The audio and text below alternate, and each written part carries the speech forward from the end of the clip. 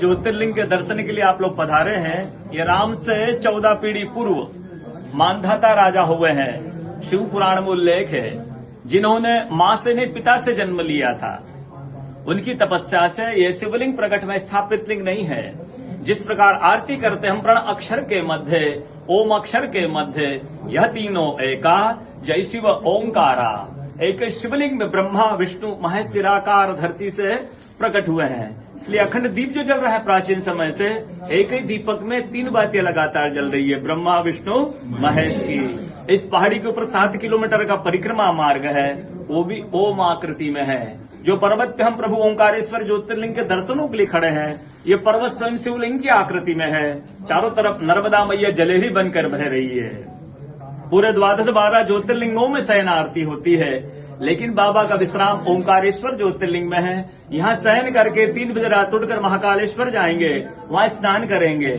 इसलिए वहाँ का भस्म आरती प्रसिद्ध है, यहाँ का शयन आरती प्रसिद्ध है। शिव पुराण में भी कथा आती है, महिलाएं 16 सोमवार व्रत करती है, उसमें भी कथा आती है। क्या कथा आती है?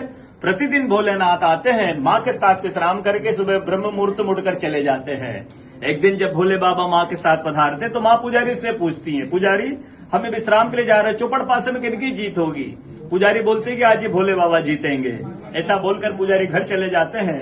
भोले बाबा माँ विश्राम के लिए चले जाते हैं। सुबह ब्रह्म मुहूर्त में जैसे ही भोले बाबा माँ बाहर निकलते हैं, पुजारी द्वार पर रहते तो माँ पुजारी से पूछती, पुजारी कल मैंने आपसे पूछा था, हमें विश्राम के लिए जा रहे, चौपड़ पासे में किनकी जीत होगी? आपने कहा भोले बाबा जीतेंगे। भोले बाबा नहीं, मैं जीती हूँ। माँ ऐसा बोलकर उनको श्राप दे के चली जाती है। उनके तुरंत पश्चात अप्सराएं शिवलिंग पे जल चढ़ाने आती तो अप्सराएं पुजारी से पूछती, पुजारी अस्वस्थ क्यों हो गए? आप तो ठीक थे। फिर पुजारी बताते हैं, प्रतिदिन भोले बाबा माँ के साथ विश्राम करके चले जाते थे। कल भोले बाबा माँ के साथ पधारे, माँ ने मुझसे पूछ लिया, पुजारी हमें विश्राम के लिए जा रहे, चौपड़ पासे में किनकी जीत होगी? मैंने कहा भोले बाबा जीतेंगे। माँ जीत गई। माँ मुझे श्राप दे के चली गई। अप्सरा बोलते चिंता ना करो, हम अंदर जाकर शिवलिंग की पूजा करके आते, फिर इसका उपाय बताएंगे। अप्सरा अंदर जाकर शिवलिंग की पूजा करके बाहर आकर बोलती, पुजारी आप 16 सोमवार व्रत कीजिएगा, व्रत करते ही स्वस्थ हो जाएंगे, व्रत करते ही ठीक हो जाएंगे। ये कथा का दर्शन प्रतिदिन होता है। बोलो ओंकारेश्वर भगवान।